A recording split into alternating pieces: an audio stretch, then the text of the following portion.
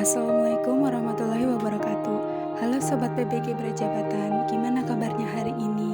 Semoga sehat selalu dan semangat mengikuti perkuliahan ya.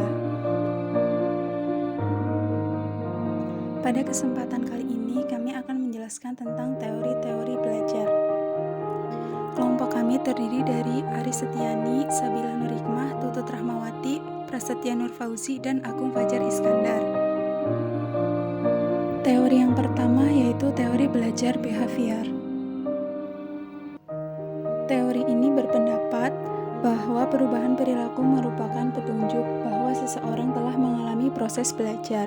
Perubahan tersebut terjadi akibat stimulus yang diberikan oleh guru, kemudian siswa merespon stimulus tersebut. Ahli yang beraliran behavior. 1. John B. Watson. Menurutnya, tingkah laku manusia merupakan hasil dari pembawaan, genetis, dan pengaruh lingkungan atau situasional. Tingkah laku dikendalikan oleh kekuatan-kekuatan tidak rasional. Kedua, Ivan P. Pavlov. Sebaliknya, menurut Pavlov, dengan teori conditioning klasik merujuk pada sejumlah prosedur pelatihan, karena satu stimulus dan rangsangan muncul untuk menggantikan stimulus lainnya dalam mengembangkan suatu respon.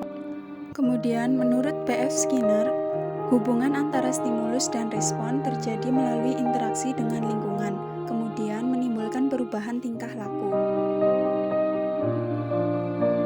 Contoh penerapan dalam proses pembelajaran di kelas. 1. Guru harus menyusun materi atau bahan ajar secara lengkap, dimulai dari materi sederhana sampai kompleks. 2. Guru lebih banyak memberikan contoh berupa instruksi selama mengajar. 3. Saat guru melihat ada kesalahan, baik pada materi maupun pada siswa, maka guru akan segera memperbaiki. 4. Guru memberikan banyak drilling dan latihan agar terbentuk perilaku atau pembiasaan seperti yang diinginkan.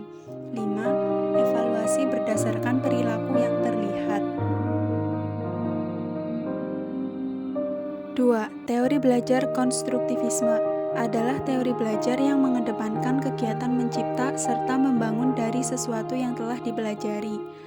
Menurut teori ini, peserta didik membangun pengetahuannya secara mandiri. Peserta didik harus aktif selama kegiatan pembelajaran, aktif berpikir, menyusun konsep, dan memberi makna tentang hal-hal yang sedang dipelajari. Tetapi, yang paling menentukan terwujudnya gejala belajar adalah niat belajar peserta didik itu sendiri. Tokoh teori konstruktivisme yang pertama ada Piaget.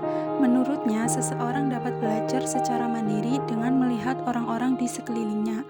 Dia juga berpendapat bahwa pengetahuan tidak diperoleh secara pasif, melainkan melalui tindakan.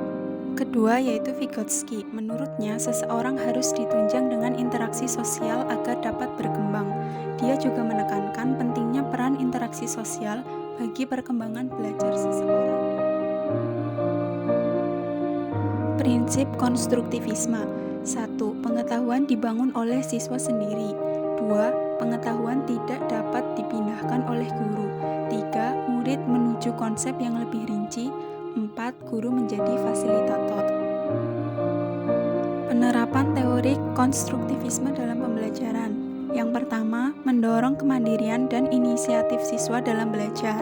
Kedua, siswa terlibat secara aktif dalam dialog atau diskusi dengan guru dan siswa lainnya. 3. Guru mengajukan pertanyaan terbuka dan memberikan kesempatan beberapa waktu kepada siswa untuk merespon. Keempat, siswa terlibat dalam pengalaman yang menantang dan mendorong terjadinya diskusi. 5. Mendorong siswa berpikir tingkat tinggi atau higher order thinking. 6. Guru menggunakan data mentah, sumber-sumber utama, dan materi-materi interaktif. 3. Teori belajar kognitivisme. Teori ini menonjolkan gagasan bahwa sebagian besar pembelajaran manusia terjadi dalam sebuah lingkungan sosial. Dengan mengamati orang lain, manusia memperoleh pengetahuan, aturan-aturan, keterampilan-keterampilan, strategi-strategi, keyakinan-keyakinan, dan sikap-sikap. Tokoh teori kognitivisme yaitu Albert Bandura. Dia menyatakan bahwa orang belajar banyak perilaku melalui proses peniruan. Kita bisa meniru beberapa perilaku hanya melalui pengamatan terhadap perilaku model dan akibat yang ditimbulkannya, atau observational learning. Komponen pembelajaran observasional menurut Bandura. 1. Atensi, menaruh perhatian terhadap model yang akan ditiru. 2. Retensi, memperhatikan tingkah laku yang sama dengan model. 3. Produksi, memperlihatkan kemampuan motoriknya. 4. Motivasi, diperlihatkan atau tidak hasil pengamatan bergantung pada kemauan atau motivasi yang ada. 4. Teori belajar humanisme. Pengertian teori belajar humanisme yaitu teori belajar yang memanusiakan manusia, di mana siswa dapat menggali kemampuannya sendiri. Menurut teori ini, tujuan dari pembelajaran lebih mengarah ke proses belajar daripada hasil belajar. Tugas guru adalah sebagai fasilitator yang membangun suasana kelas menjadi lebih efektif. Contoh penerapan teori belajar humanisme.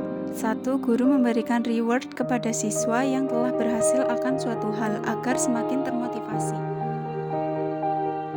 Guru juga harus memfasilitasi siswa dengan memberikan sumber belajar yang variatif dan interaktif.